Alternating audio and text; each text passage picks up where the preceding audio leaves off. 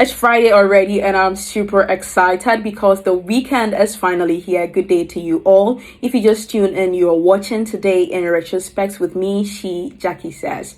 The headlines: East African state on alert over Ebola in Uganda. Japan to lift restrictions on foreign tourists. The Ghana police reveals to the court that a woman in Mankessim was killed for money rituals. 3 also dead in explosion and fire at Argentinian oil refinery. Now, the news with detail. Uganda's health ministry has confirmed 6 new Ebola cases after officials confirmed an outbreak in the country earlier this week. The new cases were reported in the central district of Mubende. A 24-year-old man was confirmed dead on Tuesday after showing symptoms of the disease.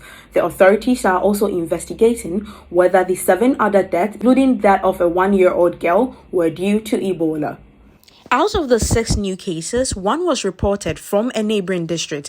This is the 3rd outbreak of the Ebola strain in Uganda. Over 40 people who contacted a family that reported some of the cases have been traced. 11 of them are under isolation, said Kyobi Henry Bubosa, the incident management commander from the health ministry. Neighboring countries said they were on high alert over in case the disease spread across the borders. Japan will open its doors back up to vaccinated foreign tourists after more than 2 years of closed borders due to the COVID-19 pandemic. Now, tourists will be able to visit the country without a visa and will no longer need to go through a travel agency from 11 October 2022. A cap on daily arrivals will also be lifted. Visitors will still need to prove their triple vaccination status and submit a negative COVID test result to enter.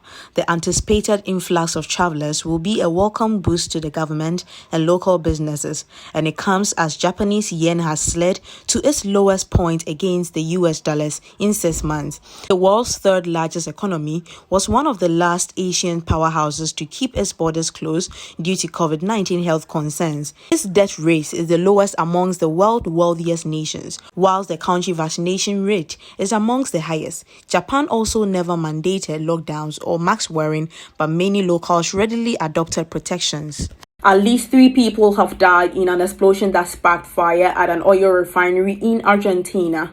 The explosion at the refinery, owned by Argentinian company New American Oil in the town of Plaza Junco, about 1,200 kilometers south of Buenos Aires, hit one of the main crude tanks. The blast happened in the early hours of Thursday morning, and the subsequent blaze destroyed 6 lorries. Mr. Suarez said firefighters were working to keep the flames from spreading to other adjoining tanks to prevent them from also exploding.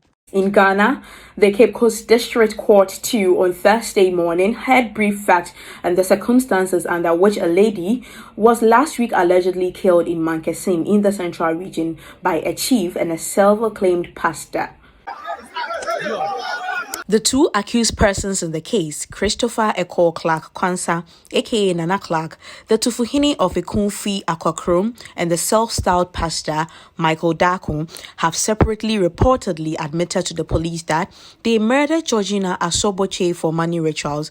They were arraigned at the Cape Coast District Court 2, charged with conspiracy to commit crime, to wit murder, and murder contrary to the Section 46 of the Criminal and Other Offences Act of the 1980 and Act 29 of the Constitution. Now presenting the facts of the case at the court presided over by Benes Mensima Akon today, the prosecutor, DSP Daniel Gajo, said the 2 had separately admitted to the police they had killed Georgina Asoboche for money rituals. Their pleas were not taken, and the case has been adjourned to October 4th, 2022. The concept that mere theory does not do enough in education appears to have been agreed by experts worldwide, but the implementation in many classrooms in Africa is yet to see a conscious evolution to practicalize lessons for children of school-going age. This was the angle Education Minister Dr. Yao Osei Edichum was coming from when he addressed delegates at the ongoing UN General Assembly on Wednesday, September 21st. He questioned the rationale behind the regurgitating numbers and letters just for the purpose of reproducing same in the examination hall without any idea of its impact in the real world.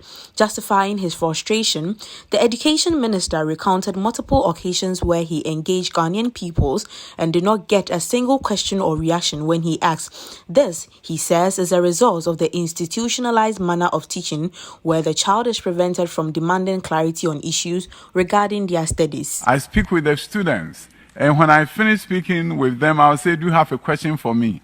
No hand goes up. A hand is just to go up in all my encounters in Ghanaian classrooms. We have tamed the children. We just want them to write down what we tell them. At the day of exams, they should put down what we have told them. We say, you are the best student the country has ever known.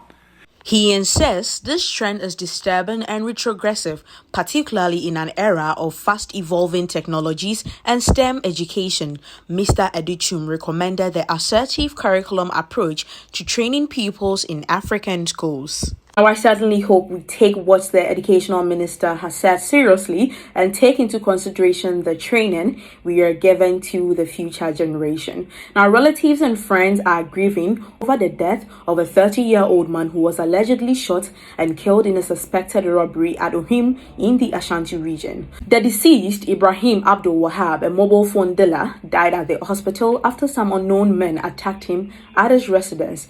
The incident, according to the family of the deceased, happened around 1:30 a.m. on Thursday. Now, the deceased, according to reports, was rushed to a private facility and was later referred to Komfanoche, where he died. The coalition of 2019 posted nurses and midwives in Ghana has served notice to embark on a hunger strike on September 30th, 2022, and subsequently laid down their working tools on October 1st, 2022. According to the group, this has become necessary as all efforts to get their 8-month salary arrears paid to them have proven futile. The group says they have worked tirelessly for the country without salaries being paid for several months, and they cannot continue to do so in the current economic dispensation. This week, Russia has been headlining most of today in retrospect stories. Now, today, Russian men are attempting to leave the country to avoid a military call-up for the Ukraine war. Queues have been formed at borders crossing since President Vladimir Putin announced a partial mobilization on Wednesday, which could see about 300,000 people summoned to fight. On the border with Georgia, miles-long queues of vehicles have formed, including men trying to escape the war. Some of those heading to the neighboring country have used bicycles to bypass line of cars and evade a ban on crossing on foot. Georgia is one of the few neighboring countries that Russians can enter without needing to apply for a visa. Finland, which shares 1,300 kilometers border with Russia, does require a visa for travel and also reported an increase in traffic overnight, but said it was at a manageable level. The Economic Community of West African States has decided to impose sanctions on individuals in the military government of Guinea in response to last year's coup in Conakry. Now, the leaders from the bloc met in New York, where they were attending the UN General Assembly. Guinean leaders say they need 3 years to return the country to democracy, and they were unhappy with Ecowas' demands for a faster transition. In a statement, the Guinean interim Prime Minister, Bernard Goumou, had earlier described the Ecowas chief and president of neighboring Guinea-Bissau, Umaru Sissoko Embalo, as a puppet and an overexcited man who has forced his way in to lead the original organization.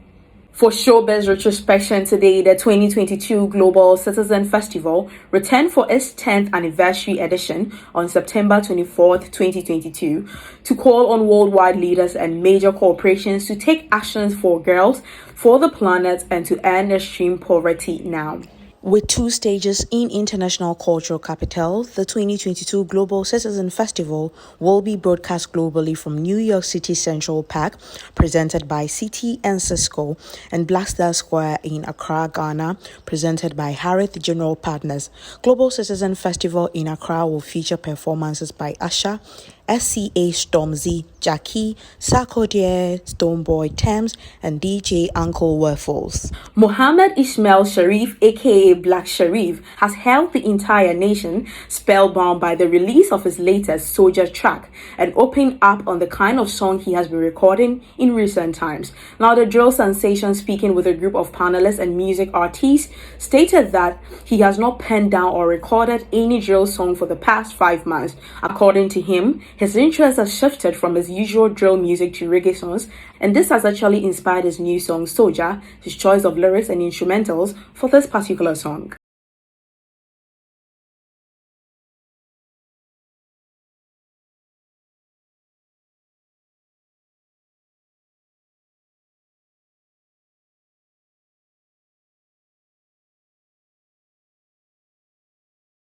Mini also said that he has compiled a list of songs for his upcoming debut album named The Villain I Never Was, but he was advised to exclude this particular song by his team head.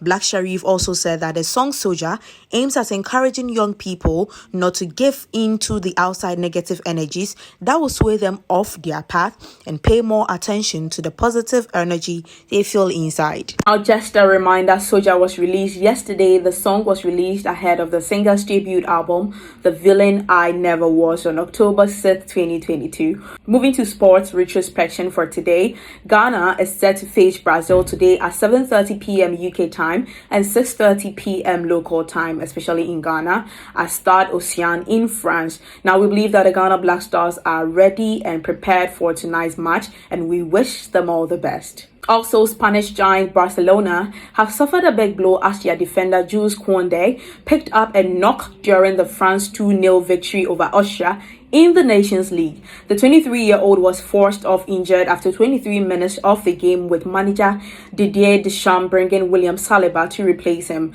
Now, Deschamps later confirmed that Kounde has suffered a thigh injury, the extent of which can only be determined after a medical scan. Losing Kounde is a big blow for Barcelona, who has a busy schedule of fixtures in October. Now, that is it for today in retrospect. Wishing you all an amazing weekend. Thank you all for tuning in. Until we meet again on another episode. The name still remains Shejackiesays.